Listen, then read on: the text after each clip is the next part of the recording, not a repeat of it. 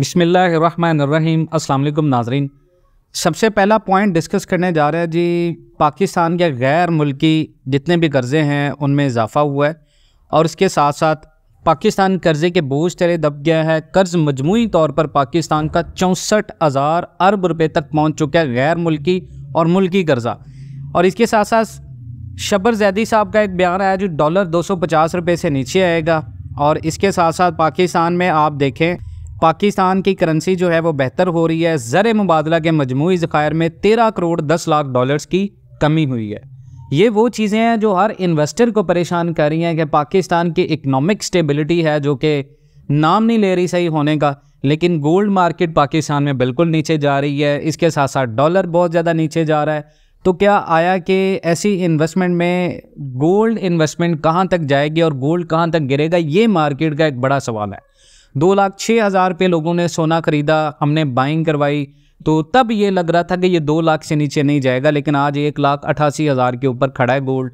और यहाँ पर भी एक्सपेक्टेड है कि जो मज़ीद बाइंग करवाने से रोका था लोगों को, और अभी मार्केट का जो ग्राफ है, जो रेजिस्टेंस है इंटरनेशनल मार्केट की, वो भी बिल्कुल जो है वो सपोर्ट नहीं कर रही कि ये 1,800 के ऊपर स्टेबल होगा या नहीं।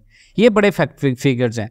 सबसे पहले जनाब पाकिस्तान की बात कर ले जी, ज़र मुबादला के ज़खायर की। ये बेसिकली रिपोर्ट्स इसलिए आपको बताई जा रही हैं कि इन रिपोर्ट से आप लोगों को अंदाज़ा होगा कि पाकिस्तान के अंदर बेसिकली इस वक्त चल क्या रहा है। स्टेट बैंक के मुताबिक इस वक्त ज़र मुबादला के मजमूई ज़खायर 13 करोड़ 10 लाख डॉलर्स कम हुए हैं। और स्टेट बैंक पाकिस्तान के मुताबिक मुल्की ज़र मुबादला के मजमूई ज़खायर में 13 करोड़ डॉलर की कमी होना कोई भी छोटी बात नहीं है। और पिछले हफ्ते के दौरान ज़र मुबादला के सरकारी ज़खायर में 2 करोड़ 13 लाख डॉलर्स की कमी हुई और सरकारी ज़खायर 7 अरब 61 करोड़ डॉलर्स की सतह पर खड़े थे। और मरकज़ी बैंक के मुताबिक कमर्शियल बैंकों के ज़खायर में 10 करोड़ 97 लाख डॉलर्स की कमी हुई, यानी 10 लाख डॉलर लोगों ने अपने बैंकों से निकलवा लिए, जिसके बाद कमर्शियल बैंकों के ज़खायर 5 अरब 41 करोड़ 54 लाख डॉलर्स की सतह पर हैं। और टोटल जो ज़खायर हैं वो 7 अरब 61 करोड़ डॉलर तक पाकिस्तान के इस वक्त हैं। और इसके साथ साथ पाकिस्तान के अंदर गोल्ड प्राइसेस जो हैं वो आज 2 लाख से नीचे खड़ी हैं। 1,88 के ऊपर गोल्ड खड़ा हुआ है। और यहाँ पर अभी बहुत सारे लोग जो हैं वो कंफ्यूज हैं कि हम मज़ीद बाइंग करें या ना करें। तो क्योंकि बहुत सारी खबरें भी मार्केट में चल रही हैं, गोल्ड इतना ज़्यादा नीचे आ जाएगा, गोल्ड में ये हो जाएगा, तो यहाँ पर बहुत ज़्यादा लोग जो है वो कंफ्यूज हैं कि डॉलर मार्केट कहाँ तक जाएगी। कल एक ना पाकिस्तान के अंदर जो साबिक चेयरमैन है फेडरल बोर्ड ऑफ रेवेन्यू के, वो शबर जैदी, उन्होंने एक बड़ा इंपॉर्टेंट बयान कहा जी, डॉलर 250 रुपये से नीचे आ जाएगा। अगर कपड़े, चाय की पत्ती, टायर और दूसरी घरेलू चीज़ें और कॉस्मेटिक्स जितनी भी चीज़ें, उनके लिए अफ़गान ट्रांजिट ट्रेड पर पाबंदी जो है वो लगा दी जाए तो मुल्क के कम से कम 20% मुआशी मसाइल हल हो जाएंगे। यानी पाकिस्तान और अफ़गानिस्तान के साथ अपने तमाम तर बॉर्डर्स के जो मसाइल हैं अगर उनको हल कर ले तो मौजूदा जितने भी मसाइल हैं वो हल हो जाएंगे। मज़ीद एक चीज़ हुई जी, मौजूदा क्रैकडाउन पर आर्मी चीफ और निगरान हुकूमत की तारीफ़ करते हुए भी उन्होंने कहा कि इनकी कोशिशों को ज़ाया ना होने दिया जाए। और डॉलर ब्लैक मार्केटिंग की वजह से ऊपर गया है और डॉलर की कीमत जल्द 250 तक आने वाली है, ये भी इंकशाफ हुआ। उसके साथ तीसरी चीज़ ये हुई कि यहाँ पर मार्केट के अंदर एक और बड़ी चीज़ है कि अगर पाकिस्तान के अंदर ये रियल वे में हो रहा है आर्मी के क्रैकडाउन की वजह से, डॉलर नीचे आने की वजह से, तो फिर पाकिस्तान कर्ज के बोझ तले क्यों दबता जा रहा है? क्योंकि पाकिस्तान के ऊपर अगर आप देखें तो कर्ज हमारा जो है वो बहुत ज़्यादा होता जा रहा है। पाकिस्तान का 64,000 अरब रुपये तक कर्ज पहुँच चुका है इस वक्त हमारे मुल्क का। डॉलर के इंटर बैंक रेट कम तरीन सतह पर हैं। सऊदीया से 9 अरब डॉलर का इन्वेस्टमेंट एग्रीमेंट हो चुका है। तो बहुत सारे लोग यहाँ पर कंफ्यूज हैं। इंटरनेशनल मार्केट मुसलसल डिक्लाइन कर रही है। स्पोर्ट 1,787 के ऊपर खड़ी है। और इसके बाद ये बात आप याद रखिएगा, बहुत सारे लोग इस बात को नज़रअंदाज करें, नेगेटिव कमेंट भी करें, आप लोगों का राइट है। डेफिनेटली लोग इसमें बहुत ज़्यादा इन्वेस्टमेंट भी कर चुके हैं, लोग बहुत ज़्यादा डिप्रेशन में भी है, पैनिक में भी है। तो खासकर पैनिक तो नहीं होना चाहिए। खैर आपने इन्वेस्टमेंट की, आपकी इन्वेस्टमेंट इसमें लगी है, तो पैनिक ये वो टाइम होता है जिसमें लोग पैनिक नहीं करते। लेकिन अगर बहुत सारे लोग पैनिक करें तो ये चीज़ आप याद रखें, 13 करोड़ डॉलर और 13 करोड़ डॉलर 10 लाख डॉलर्स, यानी 13 करोड़ और 10 लाख डॉलर्स की स्टेट बैंक के ज़खायर में कमी हुई है। इसके साथ साथ ये आप बात याद रखें कि अगर तमाम तर चीज़ें रियल वे में हो रही हैं तो पाकिस्तान की इंटरेस्ट पेमेंट्स भी बढ़ रही हैं। हमारा जो सूद पे कर्ज है वो बढ़ता जा रहा है।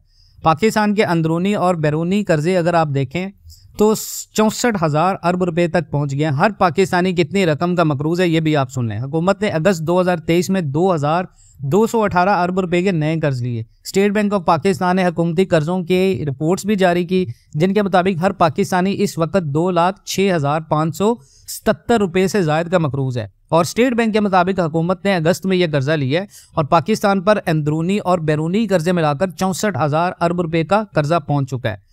तो आप ये बताएं कि जो मार्केट में हमने प्रेडिक्शन की थी दिसंबर जनवरी में, वो इसी वजह से की थी कि IMF का रिव्यू भी आ रहा है। IMF के रिव्यू के बाद पाकिस्तान अपनी डायरेक्ट जो पेमेंट्स है वो $25 बिलियन करेगा। इसका मतलब ये है कि जून 2024 तक टैक्सेस में कोई रिलीफ नहीं है, पेट्रोल की कीमत में कमी हो रही है, डॉलर क्रैकडाउन की वजह से नीचे आ रहा है और ये 260 या 250 से नीचे आएगा। ये हुकूमती बहुत सारे लोग भी इस बात का दावा कर चुके हैं और बहुत सारे लोग इस बात को अप्रिशिएट भी करें और करना भी चाहिए। अब कल साबिक chairman federal board of revenue Shabbar Zaidi ने कहा जी डॉलर 250 रुपये से नीचे आ जाएगा। अगर उन्होंने कहा जी कपड़े, चाय की पत्ती, टायर, घरेलू चीज़ें और कॉस्मेटिक्स चीज़ों के लिए अफगान ट्रांजिट ट्रेड पर पाबंदी बरकरार रखी जाए तो मुल्क के कम से कम 20% मुआशी मसाइल हल हो जाएंगे। इस बात में कोई शक नहीं है। लेकिन अफगान बशिंदों को पाकिस्तान में लाने वाला कौन है? अफगान बशिंदे पाकिस्तान में किस तरह एंटर हुए हैं ये तो हम सबको सोचना पड़ेगा। और शबर जैदी ने मौजूदा क्रैकडाउन पर आर्मी चीफ और निगरान हुकूमत की भी तारीफ की, जो कि तारीफ के मुस्तहिक हैं। और अगर आप बात करें इसके अलावा सोने की फ़ी तोला कीमत, तो माफिया के खिलाफ क्रैकडाउन से सोने की कीमत में नुमायां कमी हुई है।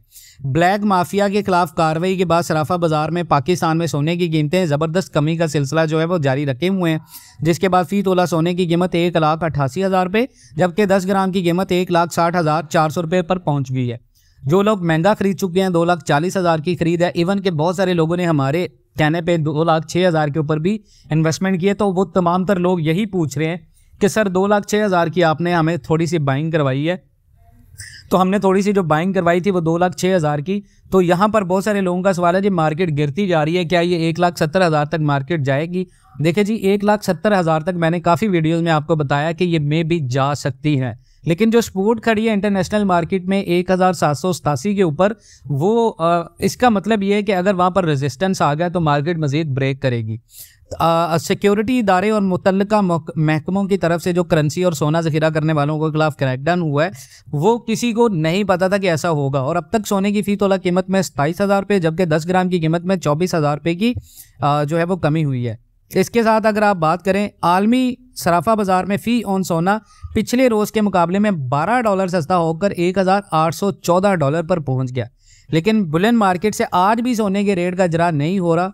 उसकी सबसे बड़ी वजह यह है कि मार्केट बिल्कुल क्रैश कर चुकी है और वो कभी भी ऐसा नहीं करेंगे। इसके साथ साथ मीडिया के ऊपर खबरें चल रही हैं जी पाकिस्तान में घी की कीमतें कम हो गई हैं, दाल, चावल, इन तमाम तर चीज़ों की कीमतें कम हो गई हैं, लेकिन मार्केट में आप जाएं तो ऐसा नहीं हो रहा। स्टेट बैंक ने 1 साल में हुकूमत की तरफ से लिए गए कर्ज की रिपोर्ट्स भी जारी कर दी हैं।